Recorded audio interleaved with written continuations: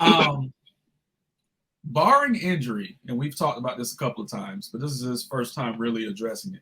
Barring injury, LeBron James is going to pass Kareem Abdul-Jabbar for the NBA's all-time scoring champion, I guess, champion, whatever, leader, however you want to put it. Hey, it's Sunday morning, we're tired. I will say I know Kareem has criticized LeBron in the past, but I will also say that Kareem has had sentiments that I've echoed here on the podcast. With that said, LeBron's not watching me or listening to me talk, but he for damn sure was listening to Kareem talk. So recently, LeBron was asked about, his upcoming passage of the record and if he has a relationship with Kareem Abdul-Jabbar. I particularly thought that it was a smug response by LeBron James. So we're going to play this little clip, and then we're going to get into it because I know, well, as you know, I like to give LeBron James hell on this podcast. So we're going to get into it real quick so that people can hear what we're going to talk about. LeBron, with you having a chance to get the all-time scoring record this year, do you have any thoughts on Kareem? And also, if you have a relationship with him? No thoughts. And no relationship. So, pretty cut and dry. I like it. Straight and to the point. A low-key fuck you. That's pretty much what it was, a low-key fuck you. Now, this is coming off of 3 weeks ago when I was giving LeBron James high praise on this podcast, something I rarely do, but it was well-deserved at that time. Now I shift into my typical role of shitting on LeBron James because personally I didn't like it. I thought it was in bad taste. I thought he should be more tactful. I mean, he there's ways to say that you don't fuck with somebody tactfully, in a nice way. I thought he should have went that route versus going this route, and then even the visuals with the glasses, with the sunglasses. It was just a bad visual for me. And it made me think about when Kevin Durant won that MVP, and then he just flipped on everyone. Because that's the most blunt I've seen LeBron when he's addressing another player. Like, I've really never seen him dismiss a guy like that. So, what were your takes on that clip? Well, first off, we need to know, or we need context. So when LeBron puts on the shades, usually we get a slightly more edgier LeBron. He infamously had on the shades getting ready before Golden State, right? Mm-hmm. So it's almost like he was like prepped for this question and he was ready to go with it. But I feel like had he just not had the sunglasses on, then maybe he wouldn't have been quite like that. But when you told me that like they don't really fuck with each other, and Kareem has kind of like I guess talked about how he's handled stuff in the past or called LeBron out about how he's handled stuff. I can definitely see a player, in this generation just blowing that off. Even a guy like LeBron, like I'm not saying I agree with it, but what I'm saying is like once you've been, I guess, kind of shunned by this superstar, it's like you have the support of all these other people. You probably do have a little bit of an attitude towards it, and he probably looked up to certain players growing up. If he just didn't, if that just wasn't one of the guys, he probably either never cared about his opinion, or he, had a change of heart when he heard how he felt about his choices and stuff. So it doesn't surprise me. I find it interesting because, LeBron James is a quote unquote GOAT talking, about another GOAT. And he's like, no relationship, no comment. Like straight to the point, had like 5-6 words in there. It's like, no, right.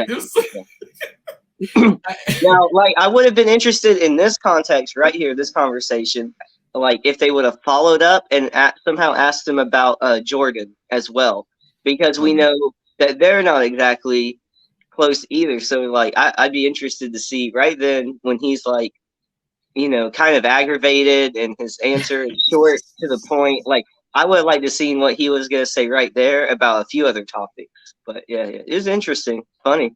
I think whatever animosity him and Jordan had, it was kind of squashed at this last All-Star game, because seeing those two embrace and smile, and it was more so for LeBron. I think that took a lot of pressure off of LeBron, where it seemed like Michael was finally accepting him, because Michael had a huge smile on his face when he held LeBron. So that was a good moment.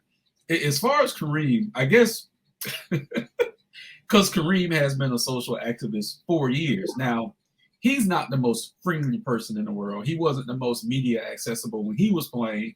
A lot of people didn't understand his journey as he transformed from Lou Alcindor to Kareem Abdul-Jabbar once he found Islam. So he wasn't the most cheerful person in the world either.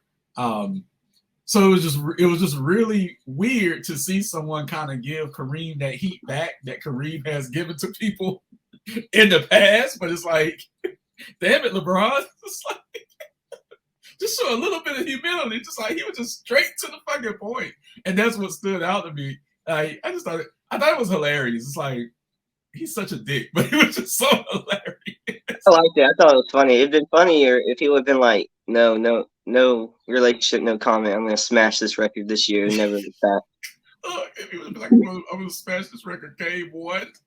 Mm-hmm. He's 1,300 points away. I think he'll have it. For a decent player, you usually hit around 2,000 points a year or right up under it. So he might get that record around January. February, he might get it. Really quick. I know you're not a Laker fan, but Kareem is a Laker great. Do you think Laker fans will be okay with LeBron James breaking his record? Because kind of sort of a lot of Laker fans still don't fuck with LeBron. They really don't, because I guess they don't trust him. So, he passed Kobe, he passed Magic with a couple of records, and now he's about to pass the biggest record of all time. And Kareem was a Laker for the majority of his career. So how do you think Laker fans are going to feel about that? I think it's like a a mixed bag with LeBron, because it doesn't feel like he's a true Laker. But they can't really complain because they got a championship and he's this great player and he has spent some time. By the time he retires, he will have spent some time in Lakerland. So I think for like true Laker fans, they just don't see him as a Kobe, as a Kareem. I just don't think they see him as a true Laker. Mm-hmm. I almost got the same sense. And I could be wrong, but like not as intense. But I feel like Shaq was the same thing, because a little bit, yeah. Yeah, because Shaq's his own entity, LeBron's his own entity. Like they go other places, they win with other teams.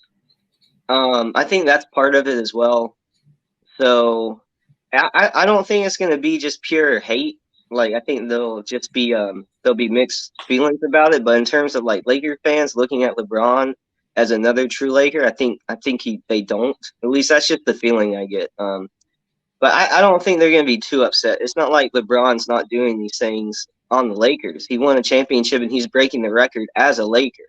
Like all of those things matter. Even if you're not the biggest LeBron James fan and you're a Lakers fan, you're just you're a hardcore lifer. It's undeniable what he's doing while he's there. You just don't have to like him. But I definitely think they look at him in a different light. But in terms of just pure hate or like being upset about it, it's hard for me to see too much of it when he's doing it in the gold and purple. So I don't think there's going to be too much craziness. Got it.